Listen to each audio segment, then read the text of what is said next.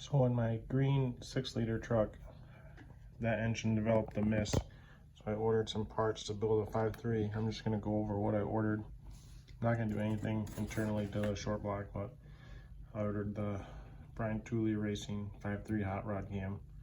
That's pretty aggressive. You know, that's like a 3,000 stall recommended.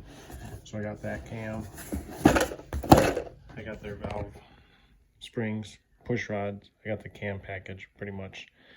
Got an oil pump. Got a Holley Racing front cover. Got the seal, balancer bolt. You know, that stuff should be slam dunk, pretty easy. I got the Velcro 260 1973, which should be the 5.3 complete gasket kit. That's got the head gaskets, everything.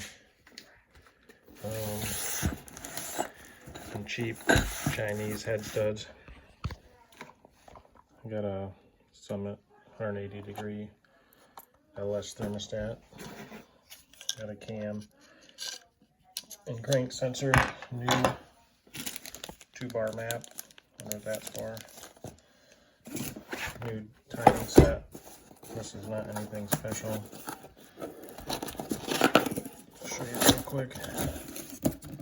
Just a single roller cam set. That's good stuff though. That should be plenty good enough for that. I did get, these are some brand, but lifter guides. That is the spacer that you need on a 5.3 to bolt to a 400. Got the billet, valley pan, ICT billet. Those are good. I pretty much run those all the time. Those are cheap. Not worth messing with the stock one.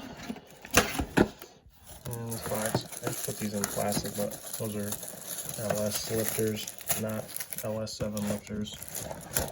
Those will be fine. The LS7 lifters are actually a different dimension. Got some TR6 plugs. Might be something else here, but I'll try to make the video putting all this stuff in. Just a stock 5.3 this next week maybe. And we'll put that in that green truck and see how that goes. Stay tuned.